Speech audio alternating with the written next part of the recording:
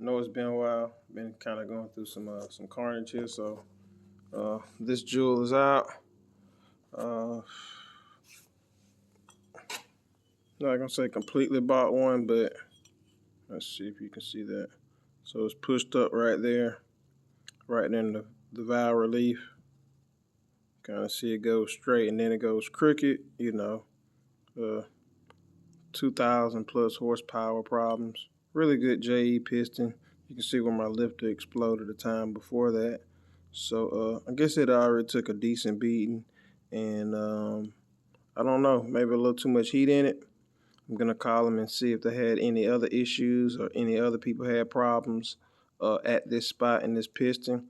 Maybe it's a bad piston design. I don't know. While it's out, gonna go ahead and get the rods checked. Order another set of rings. I'm gonna apparently have to send those back because I honestly thought that I was going to hone everything.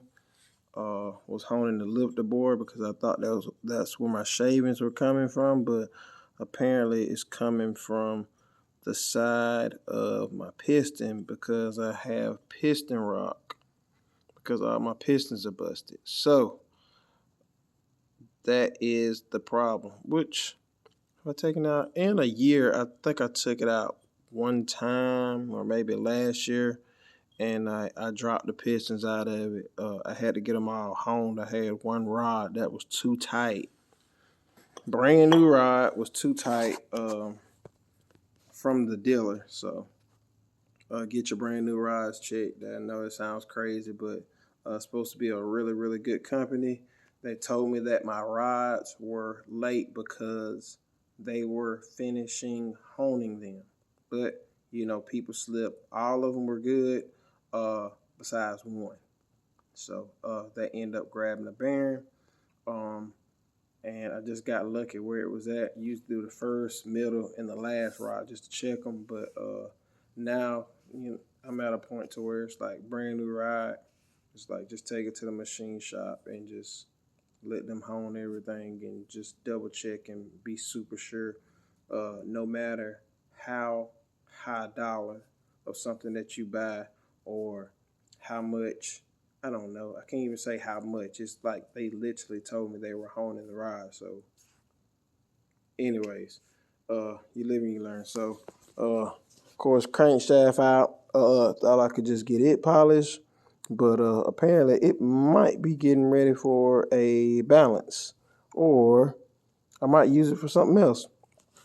And this might just be my sign that I'm going to go bigger. So we shall see.